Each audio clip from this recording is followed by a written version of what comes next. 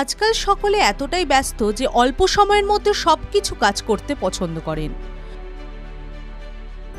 খাবার ও পানীয়ের ক্ষেত্রে একই কথা প্রযোজ্য। এই ধরুন, বেশ কিছুক্ষণ আগে রান্না করা খাবার যখন ঠান্ডা হয়ে যায়, অনেকে তা গরম করা ঝক্কি এড়াতে খেয়ে নেন।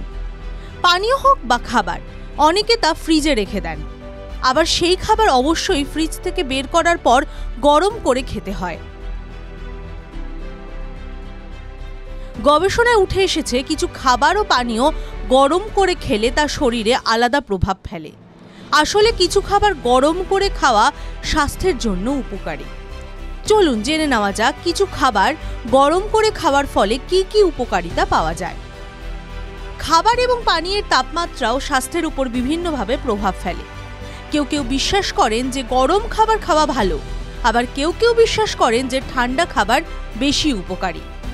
তবে গবেষণায় দেখা গিয়েছে যে কিছু খাবার এবং পানীয় আছে যা গরম খাওয়াই ভালো। গবেষণা কি বলছে? ব্রিটিশ জার্নাল অফ নিউট্রিশনের একটি গবেষণা অনুসারে পছন্দের গরম পানীয় কেবল স্বাদই বাড়ায় না, বরং মানসিক স্বাস্থ্য ভালো রাখতেও সাহায্য করে। গবেষণায় দেখা গিয়েছে যে গরম করা পানীয় উত্তেজনা, চাপ এবং হজমের সমস্যা কমাতে সাহায্য করে। সংক্ষেপে, চা, কফি বা অন্য কোনো গরম পানীয়ের সঙ্গে গরম জল পান করলে যে কারো মন ভালো হয়ে যেতে পারে।